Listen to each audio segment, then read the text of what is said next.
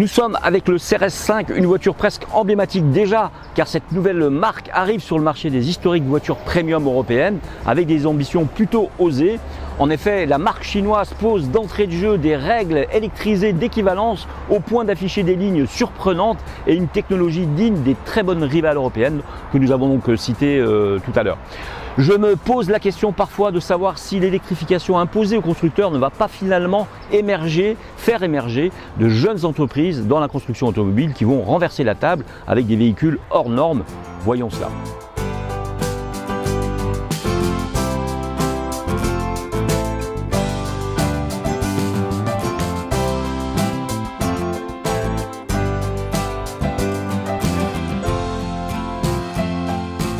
En attendant, venir flirter avec nos bornes en prétendant être à la hauteur des Audi Q4 e-tron et BMW X3, le moins que l'on puisse dire, c'est que c'est plutôt culotté.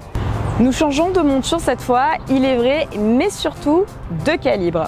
De prime abord, dans ses proportions qui sont quasi équivalentes à un BMW X3, il mesure 4,70 m de long, 1,93 m de large et 1,63 m de hauteur, nous retrouvons en 0 à 100 km/h abattu en seulement 3,7 secondes.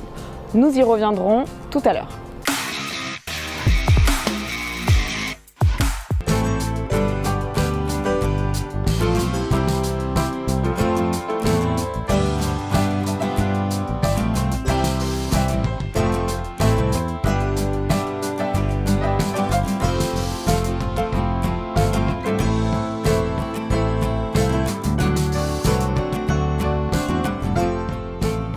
Son profil rappelle certains de ses concurrents européens avec des lignes de SUV coupées comme l'Audi Q4 e-tron par exemple, Sportback, ou du côté des SUV thermiques le Porsche Macan, mais il s'invite aussi à la table des Américains et du Tesla Model Y.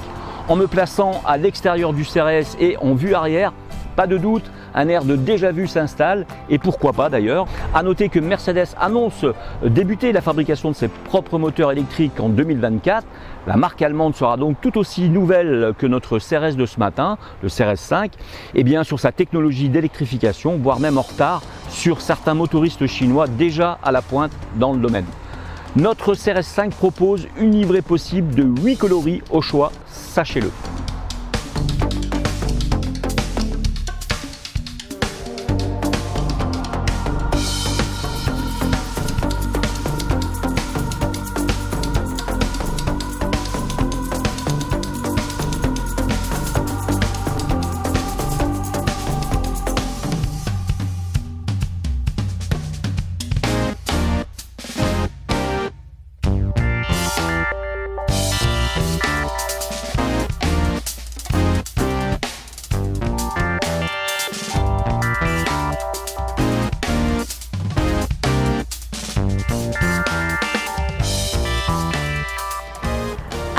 Ce SUV familial propose une signature et une calandre que je trouve très originale, avec des feux à LED et une calandre fermée, mais à fausse petite ouverture stylisée.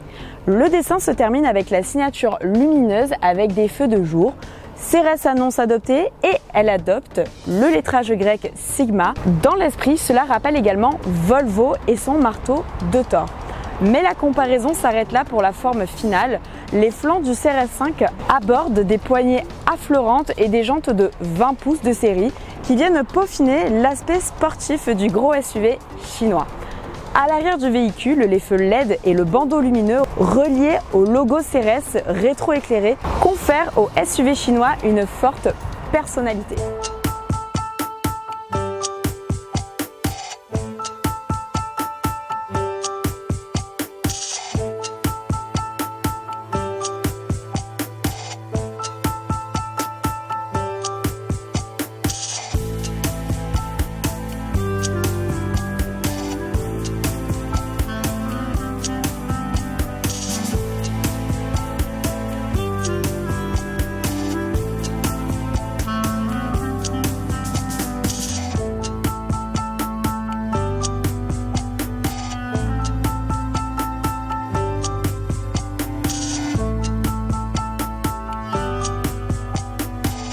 Il est décliné dans 3 versions appelées standard version 2 roues motrices, Premium version 4 roues motrices et Flagship également en 4 roues motrices.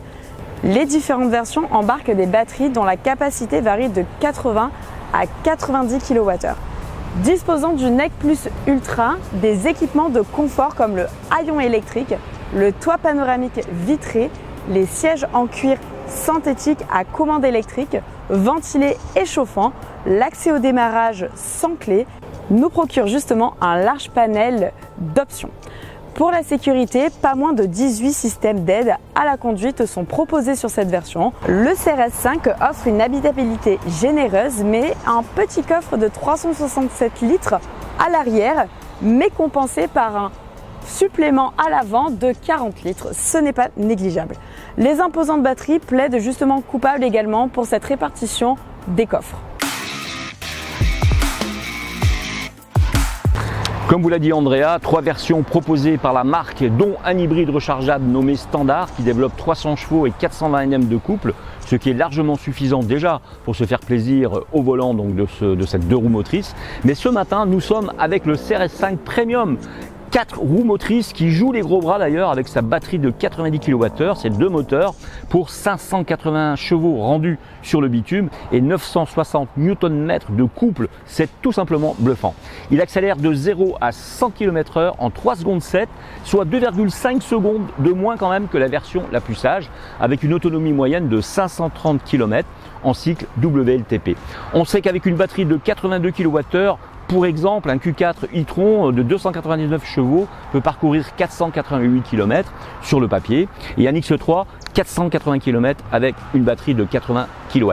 Donc vous voyez que ce CRS5 se place vraiment idéalement à ce sujet.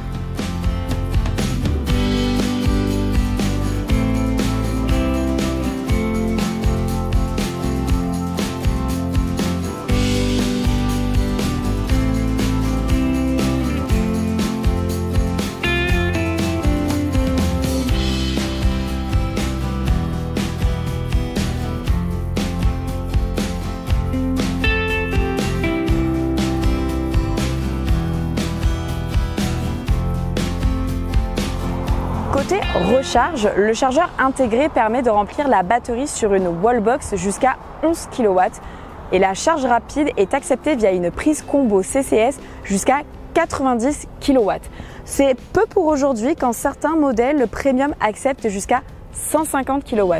Mais on passe de 0 à 80% en seulement 45 minutes sur le papier. Hein, Jean-Marc ? Oui, c'est un petit quart d'heure de moins, c'est pas si grave que ça si on compare avec les autres modèles.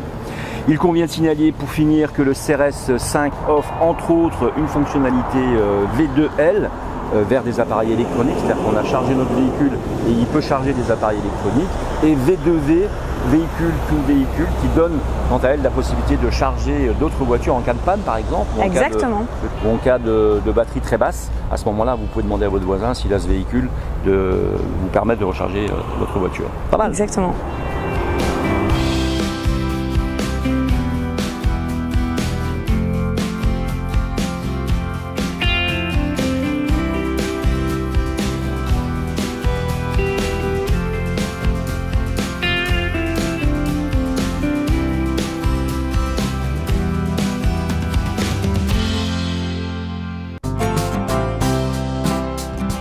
Et vous voyez, j'ai été obligé de prendre une liste en main pour vous parler des aides à la conduite, tellement elles sont nombreuses, et je vous en cite quelques-unes. La surveillance de la pression des pneus, le stationnement panoramique à 360 degrés, l'allumage automatique des phares, le faisceau de conduite adaptatif, l'alerte de franchissement de ligne, l'avertisseur de collision avant, la détection des angles morts. Il suffit d'aller sur l'article pour en avoir la liste complète.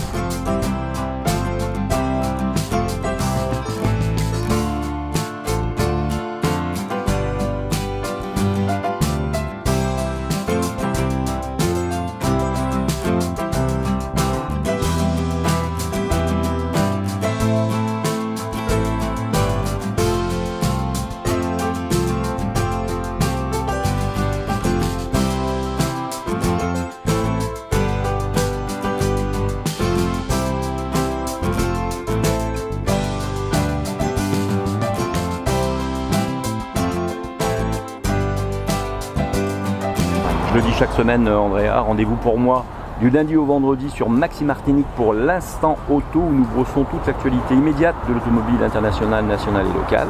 Exactement, et on se donne également rendez-vous tous les vendredis soirs 19h sur Maxi Martinique pour le grand talk show des Antilles, des experts automoto. Et oui, avec plaisir, et on est au casino et tous les mardis, un mardi sur deux plutôt, vous pouvez nous rejoindre aussi au casino, dîner avec Andrea par exemple ou avec moi et passer un excellent moment avec nous et voir comment se passe finalement l'enregistrement d'une émission en live. En live. Exactement. À très vite pour un nouvel essai. À bientôt sur gtmac.fr.